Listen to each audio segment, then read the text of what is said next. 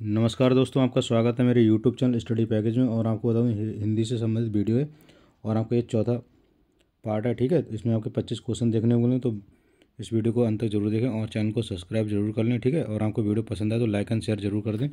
तो बढ़ते हैं पहले क्वेश्चन की ओर। पहला क्वेश्चन है कि भारत के किस प्रांत में कोंकणी भाषा बोली जाती है। तो हमको बताऊँ भारत के किस प्रांत में कोंकणी भाषा बोली जाती है, तो वो बोली जाती है आपकी महाराष्ट्र और गोवा में। ठीक है, महाराष्ट्र और गोवा में आपकी कोंकणी भाषा बोली जाती है। ठीक है, नेक्स्ट है आपका हिंदी डैश डैश डैश भाषा की उत्तराधिकारिणी है। तो हमको मैं बता दूं जो हिंदी है वो आपकी संस्कृत भाषा की उत्तराधिकारिणी है। ठीक है, क्योंकि संस्कृत से ही मतलब कि इसका विकास हुआ। पहले संस्कृत, फिर पाली, ठीक है, फिर आपकी प्राकृत आई है, फिर उसके बाद अपभ्रंश आई है, फिर अवध, फिर आपकी प्रारंभिक हिंदी। ठीक है, तो सबसे पहले संस्कृत, फिर पाली, फिर प्राकृत, फिर अपभ्रंश, फिर अवध, फिर हिंदी। ठीक है, नेक्स्ट है आपका संसार की प्रमुख भाषाओं में हिंदी का स्थान कौन सा है। तो आपको बताऊं संसार की प्रमुख भाषाओं में हिंदी का स्थान कौन सा है, तो वो है आपका दूसरा। ठीक है, दूसरा स्थान। और पहला स्थान कौन सा हो जाएगा, चीनी भाषा का। ठीक है, चीनी भाषा का पहला स्थान है संसार में, और अपना जो हिंदी भाषा का विश्व में आपका दूसरा स्थान है। अगला है आपका भाषा के क्षेत्रीय रूप को क्या कहा जाता है। तो आपको तो भाषा का जो क्षेत्रीय रूप है उसको आपका बोली कहते हैं। ठीक है, मतलब कोई भी एक क्षेत्र में जो भाषा बोली जाती है तो उसको बोली बोलते हैं। ठीक है, नेक्स्ट है आपका हिंदी के स्थान पर अंग्रेजी को सन 1855 ईस्वी में भारत की शिक्षा और प्रशासन की भाषा के रूप में किसे स्थापित किया है। तो आपको बता दूं वो किया था आपका लॉर्ड मैकाले ने। ठीक है, लॉर्ड मैकाले ने क्या करा था, 1855 में भारत की जो शिक्षा और प्रशासन की भाषा थी उसको अंग्रेजी की भाषा के रूप में बदल दिया था। ठीक है, 1855 ईस्वी में लॉर्ड मैकाले के द्वारा। नेक्स्ट है आपका निम्नलिखित में से कौन सा भाषा का मौखिक रूप है। तो भाषा का जो मौखिक रूप है वो आपका परिचर्चा। ठीक है, परिचर्चा जो है आपका भाषा का मौखिक रूप है।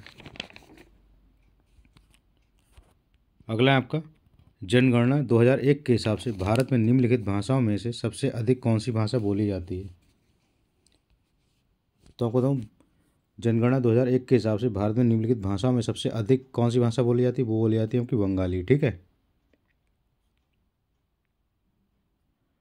अगला है आपका रोमन लिपि का प्रयोग किस भाषा के लिए नहीं होता है। तो इसका सही आंसर हो जाएगा रोमन लिपि का प्रयोग किस भाषा के लिए नहीं होता, वो होता है कुल्लई। ठीक है, बाकी फ्रेंच है, जर्मन है, स्पेनिश है, इन तीनों भाषाओं के लिए रोमन लिपि का प्रयोग होता है। और जो कुल्लई है आपके हिमाचल प्रदेश की कुल्लू ज़िले में बोली जाती है। ठीक है, हिमाचल प्रदेश के कुल्लू ज़िले में। और बता दूं इसकी जो लिपि कैसी वो टांकरी। ठीक है, टांकरी लिपि जो कि आपकी गुरुमुखी लिपि से मिलती जुलती है। ठीक है, तो इसका सही आंसर हो जाएगा कुल्लई। नेक्स्ट है आपका पुरानी हिंदी, उर्दू और अंग्रेजी के मिश्रण से उत्पन्न नई जबान कौन सी है। तो आपका तो पुरानी हिंदी, उर्दू, अंग्रेजी के मिश्रण से उत्पन्न जो नई जबान है वो आपकी हिंदुस्तानी भाषा। ठीक है, हिंदुस्तानी भाषा। अगला आपका इनमें से कौन सी बोली मध्य प्रदेश की प्रमुख बोलियों में से नहीं है। तो हमको बता दूँ जो प्रमुख बोलियों में से नहीं है वो है आपकी बांगड़ू। ठीक है, जो बांगड़ू है, बाकी जो बोलियाँ मालवी है, निमाड़ी है, बुंदेली है, यह सब आपकी जो है मध्य प्रदेश की प्रमुख बोलियों में से हैं। पर जो बांगड़ू है ये आपकी कहाँ की है, ये आपकी हरियाणवी लैंग्वेज ही है। ठीक है, हरियाणवी, हरियाणवी। ठीक है, हरियाणवी लैंग्वेज है। ठीक है, अगला है आपका रायघी बोली। जो रायघी बोली है आपकी वो आपकी कहाँ बोली जाती है, रगड़ी बोली जो है आपकी, रगड़ी बोली कहाँ बोली जाती है। ठीक है, जी ऐसे करके है। ठीक है, रगड़ी बोली दा काट के या बनता है रगड़ी, विद्यालय जैसे बनता है वैसे ही रगड़ी बोली कहाँ बोली जाती है, तो बोली जाती है आपकी हरियाणा में। ठीक है, रगड़ी बोली आपकी हरियाणा में बोली जाती है।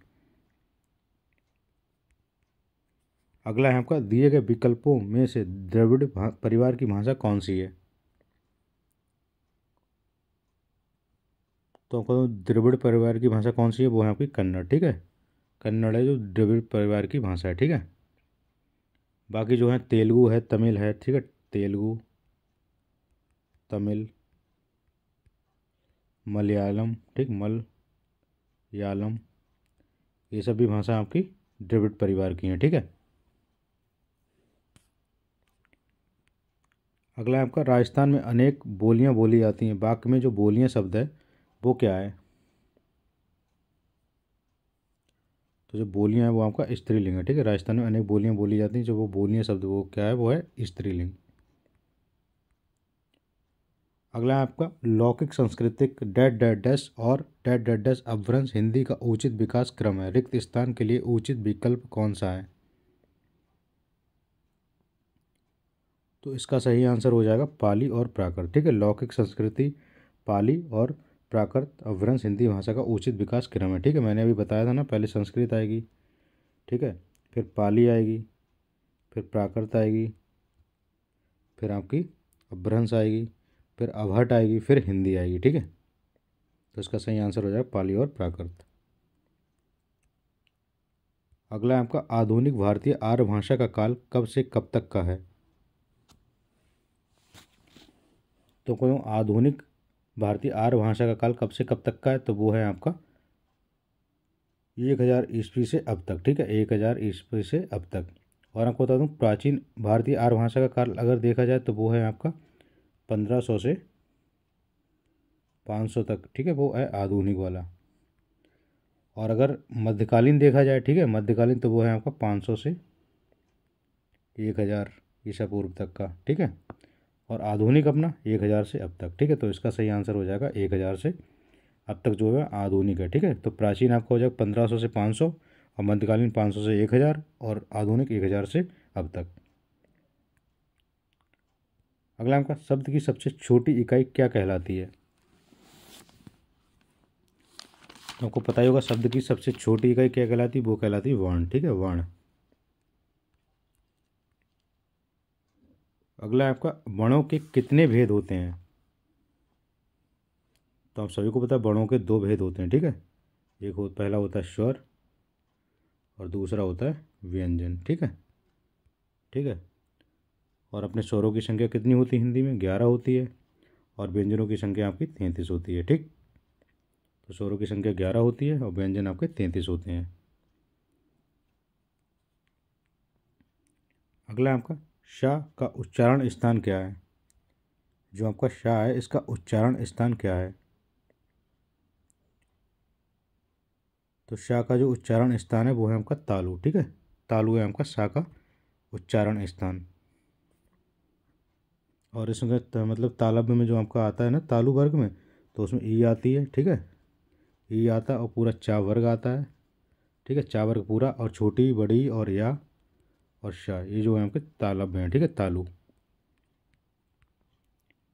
नेक्स्ट है आपका कौन सा व्यंजन नासिक द्वारा उच्चारित होता है। तो कौन सा व्यंजन है जो नासिक द्वारा उच्चारित होता है, तो आप सभी को पता होगा वो होता है अणा, ठीक है। अगला है आपका स्वर रहित व्यंजन जब स्वर सहित व्यंजन से मिलता है तब क्या कहलाता है। जो स्वर रहित व्यंजन होता है स्वर सहित व्यंजन से मिलता है तब क्या कहलाता है, तो वो कहलाता है आपका संयुक्त अक्षर, ठीक है।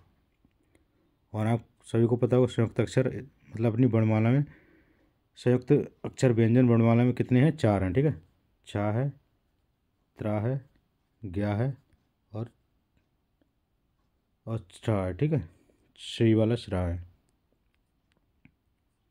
अगला है आपका निम्न में से कौन सा वर्ण अघोष है।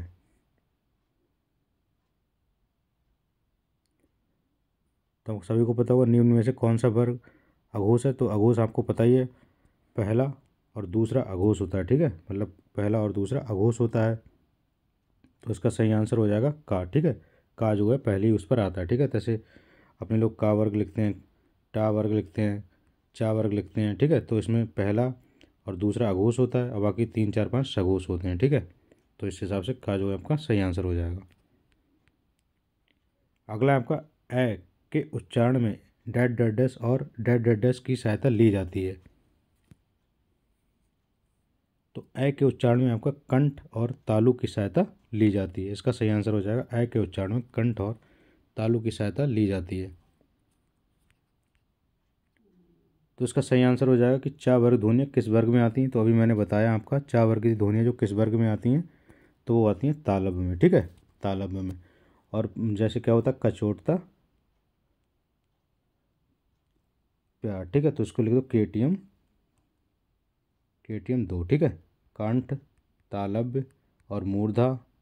ठीक है, दंत, फिर आता है ओष्ठ। ठीक है, पावर के जो आता है आपका ओष्ठ में आ जाएगा। ठीक है, टा। अगला है आपका हिंदी वर्णमाला में स्वरों की संख्या कितनी है। हिंदी वर्णमाला में स्वरों की संख्या कितनी है, तो आप सभी को पता है हिंदी वर्णमाला में स्वरों की संख्या जो है वो आपकी 11 होती है। ठीक है, 11 स्वर होते हैं आपके और 33 व्यंजन होते हैं। ठीक है, तो आपको स्वर पता ही होंगे, छोटा, बड़ा, छोटी, बड़ी, छोटाऊ, बड़ाऊ, रेशे ऋषि, ए और औ और औ। ठीक है, ये सब आपके व्यंजन होते हैं, वो सॉरी स्वर होते हैं। ठीक है, 11 स्वर होते हैं, बाकी सब व्यंजन होते हैं।